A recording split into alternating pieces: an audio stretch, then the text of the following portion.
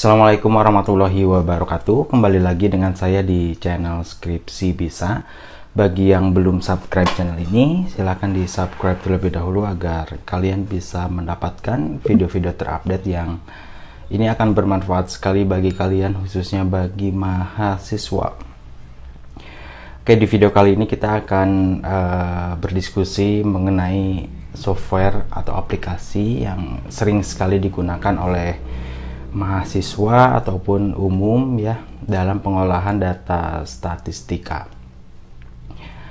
Yang menurut saya yang paling banyak orang gunakan, khususnya di kalangan mahasiswa, itu adalah SPSS ya. Ini merupakan software untuk mengolah data statistik yang dikembangkan oleh IBM ya. Ada beberapa macam kelebihan SPSS dibanding software lain.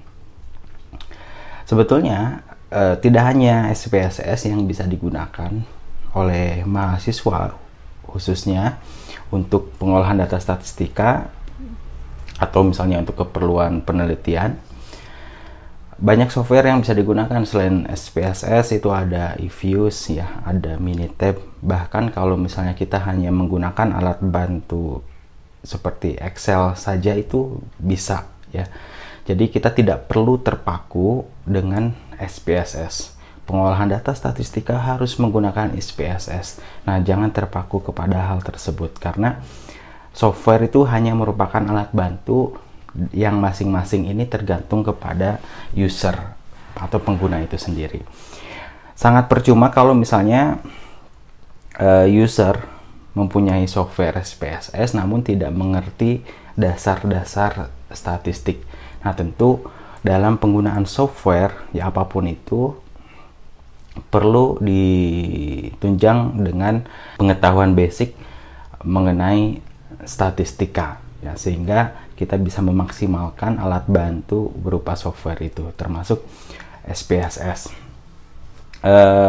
Kalau di kalangan mahasiswa yang saya temui ya, tapi ya saya nggak tahu juga ya, banyak sekali yang menggunakan software SPSS.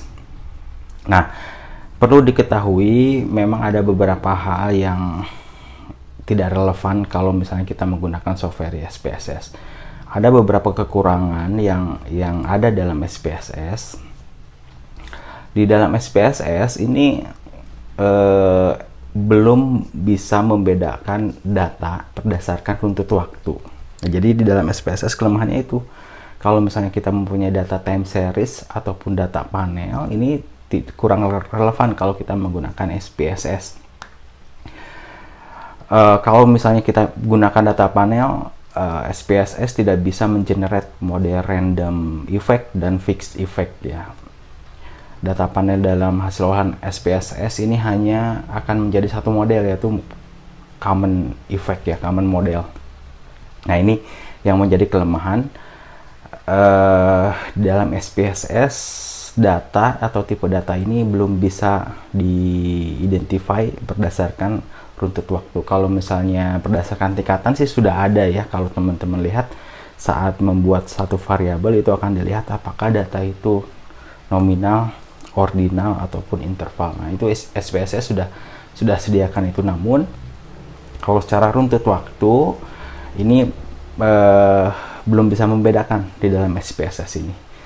Sehingga ya itu, kalau misalnya kita gunakan data panel, default saat meregresikan itu hanya mempunyai satu model, yaitu common effect.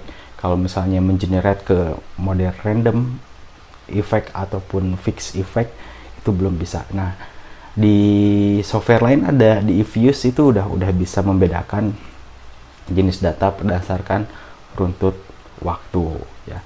Nah, jadi teman-teman kalau misalnya punya data panel ataupun data time series, baiknya gunakan software yang lebih relevan lagi dengan itu, misalnya eViews ya.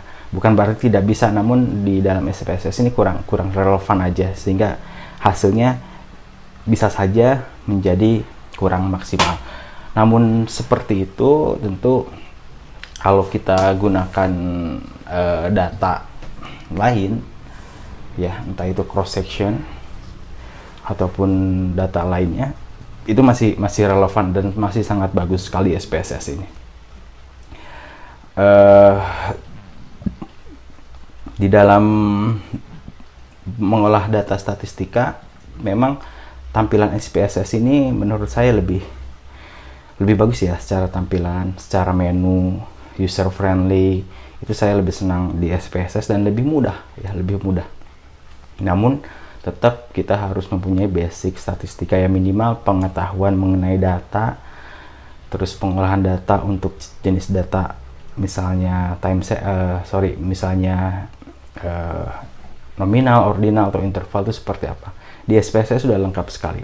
Namun kelemahannya itu belum bisa membedakan data yang memang berdasarkan runtut waktu, time series ataupun data panel. Nah, ini SPSS masih kurang relevan dalam hal itu. Tapi sisanya udah sangat bagus sekali dan sangat mencukupkan sekali. Jadi kalau misalnya tidak menggunakan data time series atau data panel, ini SPSS sangat bagus sekali digunakan oleh teman-teman semua dalam pengolahan data. Seperti itu ya. Jadi kelemahannya kalau menurut saya hanya itu saja, hanya dari sisi pembedaan tipe data berdasarkan runtut waktu. Kalau misalnya ingin gunakan software yang bisa membedakan itu, ya kita pakai eViews, itu lebih bagus lagi. Namun seperti itu,